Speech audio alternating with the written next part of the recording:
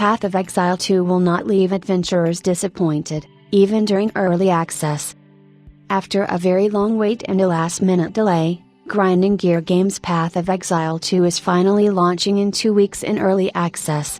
However, it will be an early access game only in name, as it will boast a massive amount of content and even some endgame activities that will make the wait for the full version of the game easier to bear. While I was not able to try out the game once again following the opportunity I had during Gamescom 2024, which left me thoroughly impressed, Grinding Gear Games made it abundantly clear during yesterday's presentation that Path of Exile 2 will even exceed my expectations, offering a staggering amount of content to sink my teeth into right from its initial release on December 6th. The early access version will include the first 3 of the 6 story campaign acts, which will take players up to level 25, as well as Cruel Mode. This mode, which will be removed once version 1.0 is out with the other 3 acts, will allow players to experience the first 3 acts at a higher difficulty that will take them to level 65 to be ready for the endgame content.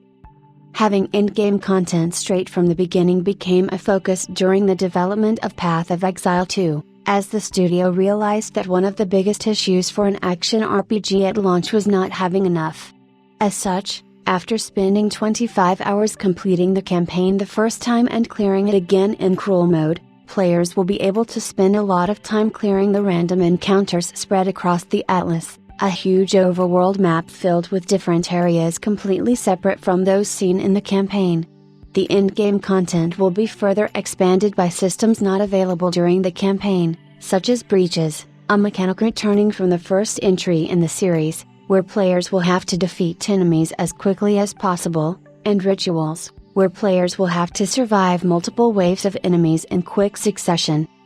Path of Exile 2 will not skimp with character classes right from the get-go as well, offering players 6 different classes: Warrior, Ranger, Monk, Mercenary, Witch, and Sorceress, all coming with very different play styles, ranging from short range to long range in magical warfare. This already massive variety of combat styles will be further expanded down the line with 6 more classes that will bring the total number of classes to 12. Even with just 6 classes, Path of Exile 2 will have a lot to offer to players who want to create unique builds, thanks to the extremely versatile customization systems in place that don't tie skills to specific classes. Path of Exile 2 will be free to play once its 1.0 version launches, but those who wish to dive in straight away in the early access version will need to purchase one of the early access supporter packs. The basic pack will cost $30 on PC and consoles and will only grant access to the game,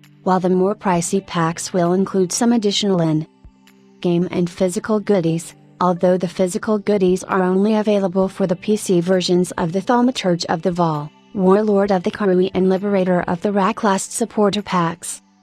From what I have experienced and what the developers Grinding Gear Games have shown so far, Path of Exile 2 has the chance of becoming one of the best action RPGs ever released, if not the very best, taking everything that made the original great and competently modernizing it while expanding the experience in so many ways that it wouldn't be surprising to see players spend hundreds of hours in the game and still not having seen the full potential of the systems and mechanics powering the game. As such, I really cannot wait for the early access version to release and be able to spend more time with a game that I feel I will be playing for a very, very long time.